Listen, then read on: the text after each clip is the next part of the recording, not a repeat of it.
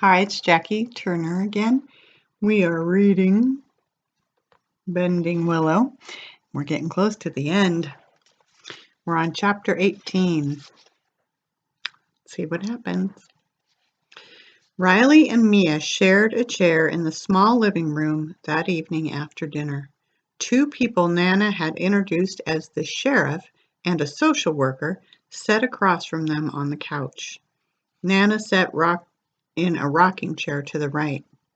Nana had asked Riley to repeat their story, and she did, in a voice so soft that the sheriff asked her to speak up twice.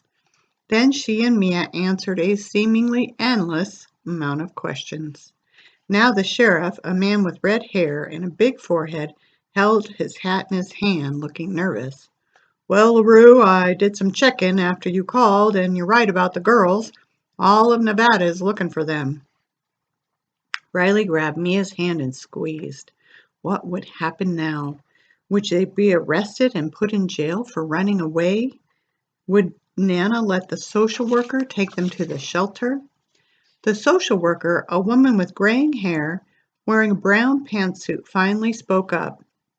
"I've called Washoe County Social Services to assure them that the girls are safe and well cared for, LaRue, but they might have to go back there until they get all this straightened out."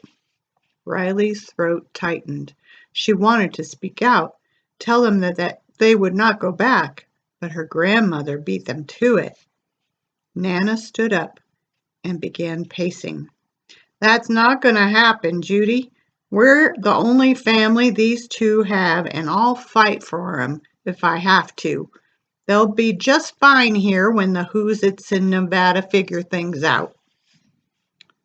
"But LaRue," the sheriff said, "we can't even be sure she's Blaine's daughter." Nana turned and pointed her finger in his face. "Kenny, Jr., you look at that child and tell me she's not Blaine's. You've known him since he was in kindergarten. She's the spitting image of my son, and you know it." The sheriff looked at Riley and nodded.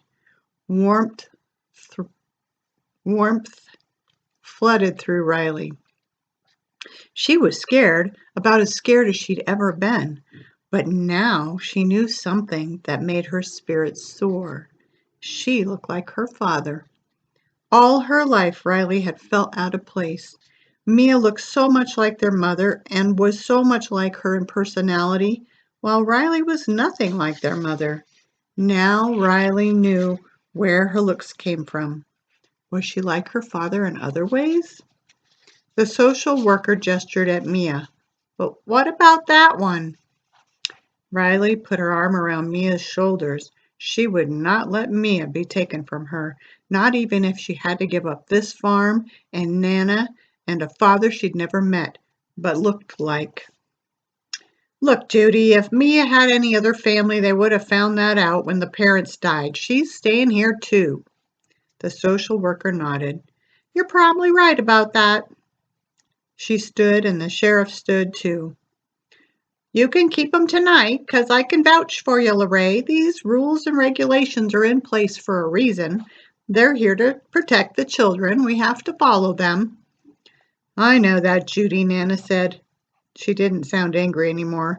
"I know you'll do what's best to help us through this mess."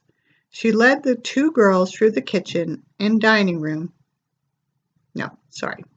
She led the two through the kitchen and dining room to the front door. "You keep me posted now." Nana came back in and sat in the middle of the small couch. She patted the cushions beside her. Riley and Mia ran to her side, and she put her arms around them protectively. Riley snuggled up against Nana's strong body, while Mia did the same on the other side. "Don't worry, girls," she said, kissing one and then the other on the top of the head. "No one's taken my grandbabies away." That's the end of the chapter, and guess what? Chapter 19 is next, and it's the last one. I'm so excited.